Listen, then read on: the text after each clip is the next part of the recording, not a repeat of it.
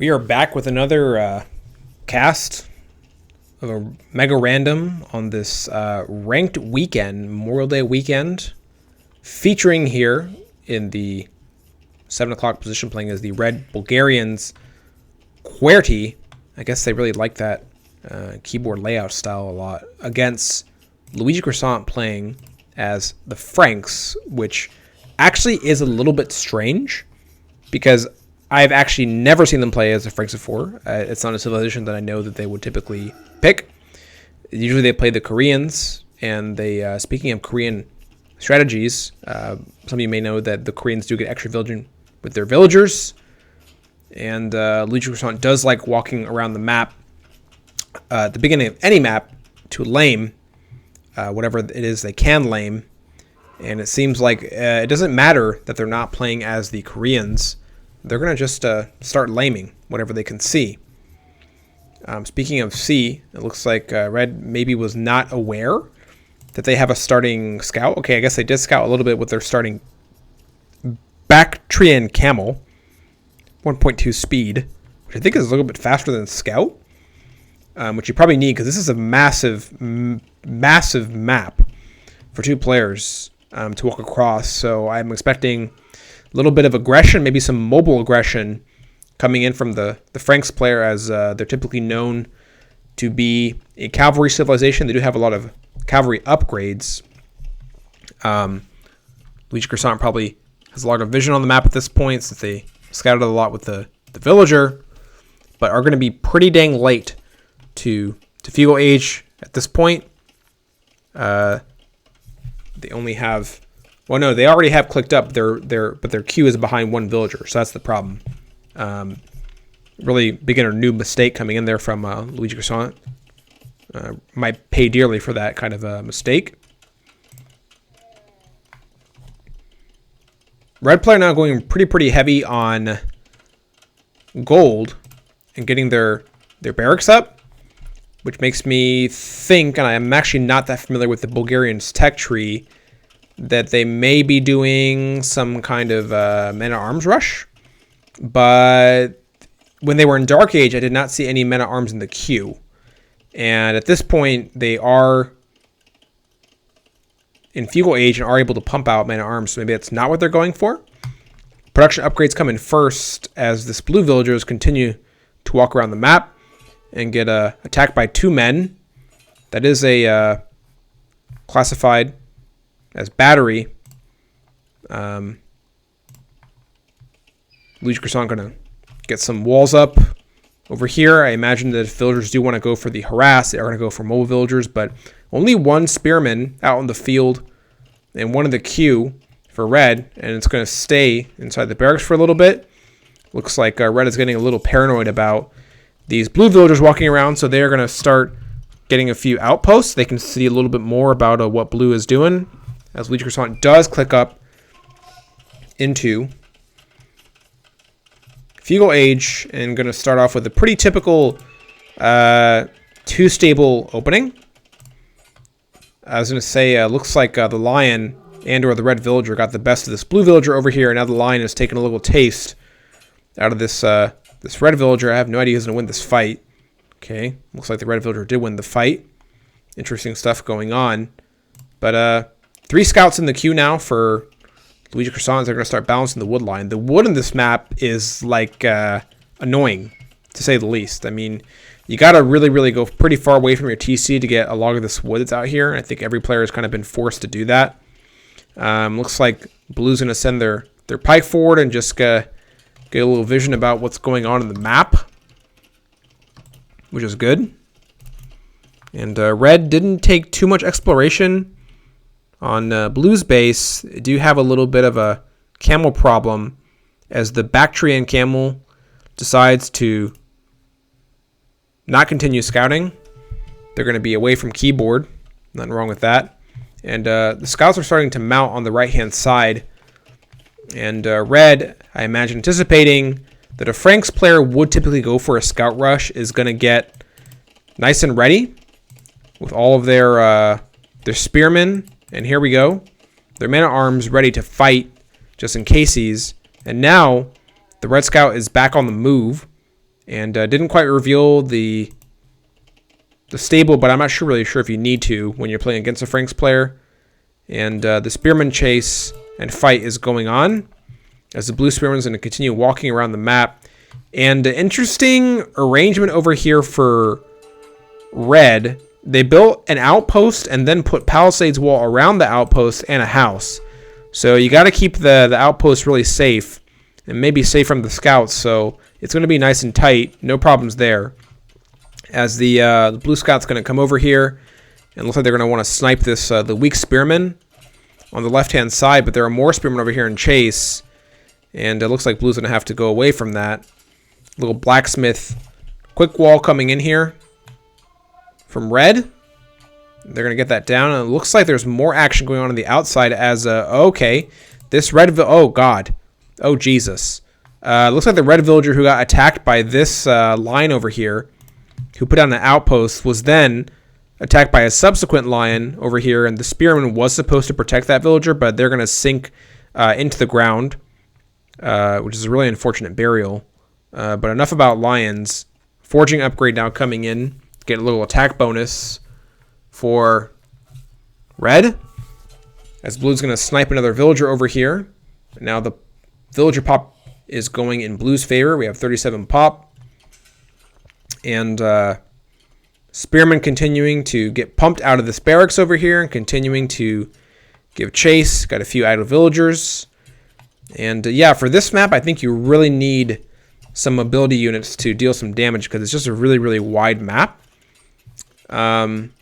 Resources wise, red is doing really good. I think if they actually get a market, they're able to click up to feudal right now. They do have one feudal age building. I think they're missing another one.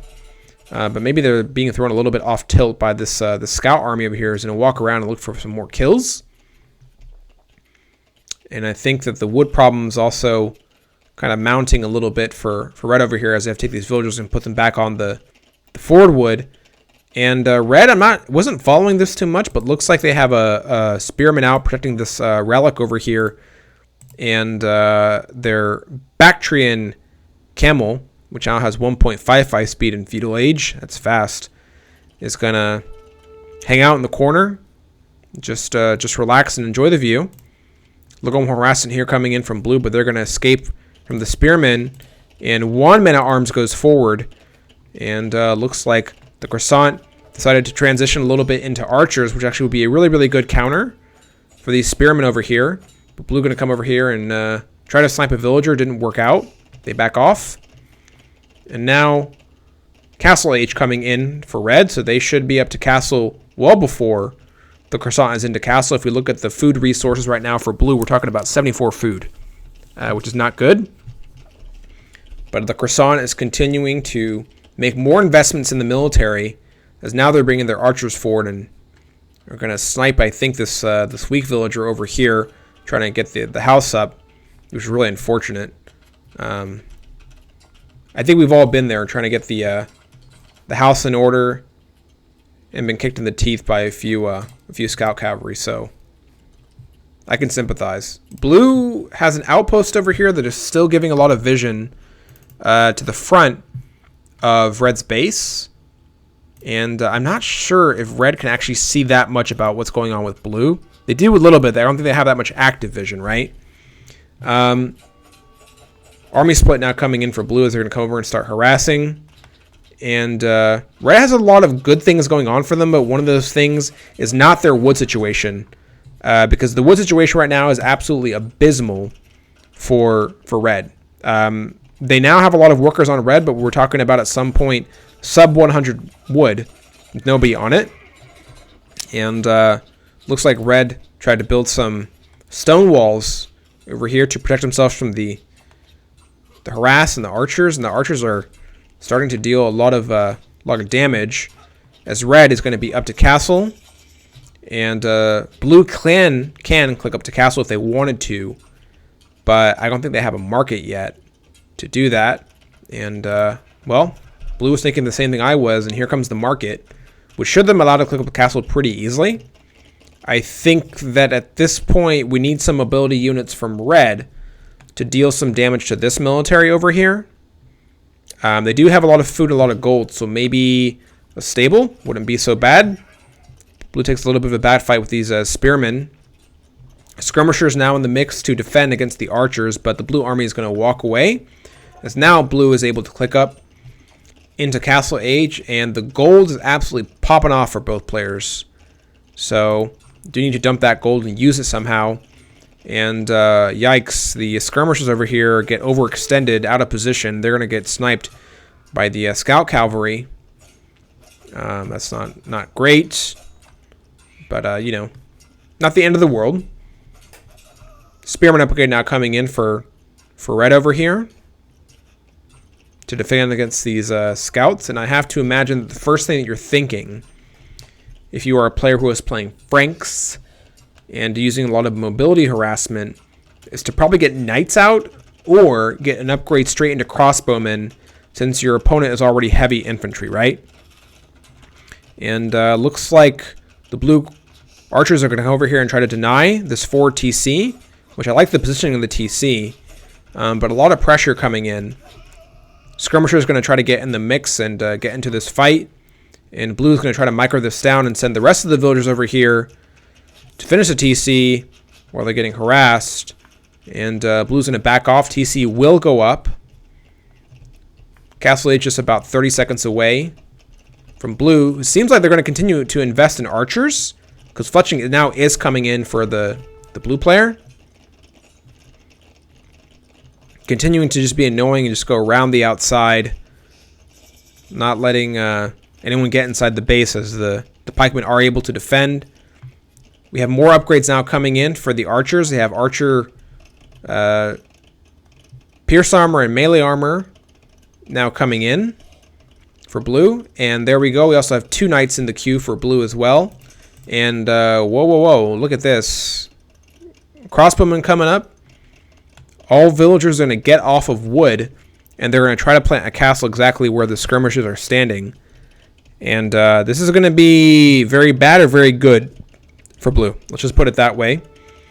And castle is going up. Red can see this, and they can also see the crossbowmen, who are going to get in the middle of the fight.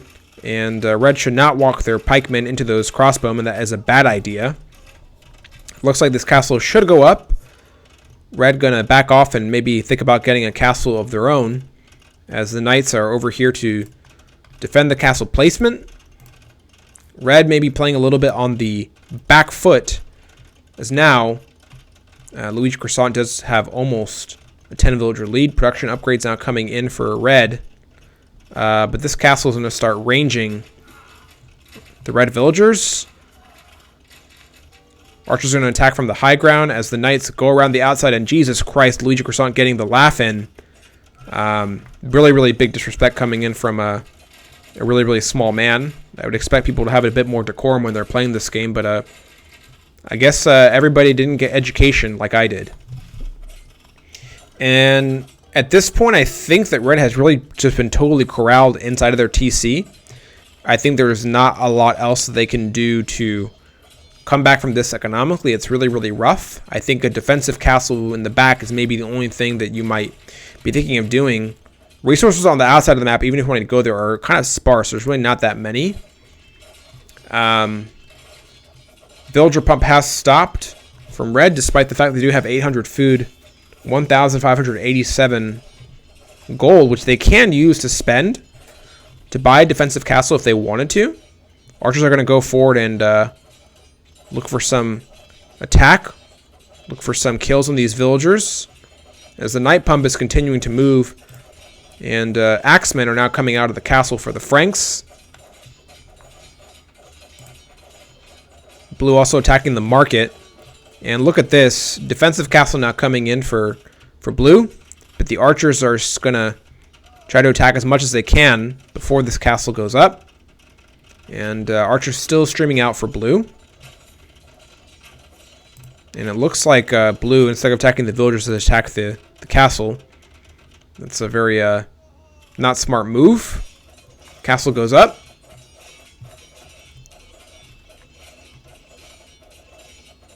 One TC has been coming in this entire time from from blue. We'd like to see him get a second TC somewhere on the map, as now this very, very consequential second castle is going to come in from blue, which should be able to range this TC, which is very unfortunate. Archers are going to hang around the outside and continue to harass. As you see a siege workshop come in with 2 battering rams in the queue. More archer upgrades now coming in from blue, as now we see Konniks are going to get queued in the castle for blue, maybe for one last hoorah on this map. And LuigCroissant, yikes, gets another laugh in, just adding more insult to injury as qwerty reacts with a 40. I actually do not know what the 40 means, or the 44, in terms of what it is that Red wanted to say. I have to look that up later, what the 40 and 44 audio is. And now the villagers are running far away to get this one straggler tree way on the outside. You know your eco is not doing hot when you send all of your villagers to get this one straggler tree. No, 2 straggler trees here on the outside, and the knights might get this if LuigCroissant is paying attention. So yeah, they get a little bit of a view of that, but maybe not enough. And the ram over here is actually going to town on the buildings, and qwerty gets a 1-1-1. Maybe laughing because the knights were not able to spot the villagers. And LuigCroissant going to start taking their opponent's goal, which is really unfortunate. And villagers are going to come forward and attack the castle. No, decide better to not attack the castle. I agree with that decision. Konniks are now on the map and going to do, I'm not sure what, congregate. Final TC now going down for red. They are able to able to buy another TC if they had a market, but they don't, so they will have to collect wood at so they had to collect wood at distance in order to get a lumber camp up and running, which is a good choice. Konnik's going to come in and attempt to snipe the ram, and the last bastion of hope actually goes down for red as the final TC goes down for red, so they are not able to pump out more villagers. They will have to get more wood if they want to stick in the game. And looks like these Konniks are going to be able to tear up these archers over here, so could see a big raid coming in from red, actually. qwerty calls the GG after he gets the satisfaction of taking out the archers. Really well played by LuigCroissant, who looks like was panicking a little bit at the end there when he saw the Konniks and decided to get a home defensive castle. So, yeah, stay tuned for more.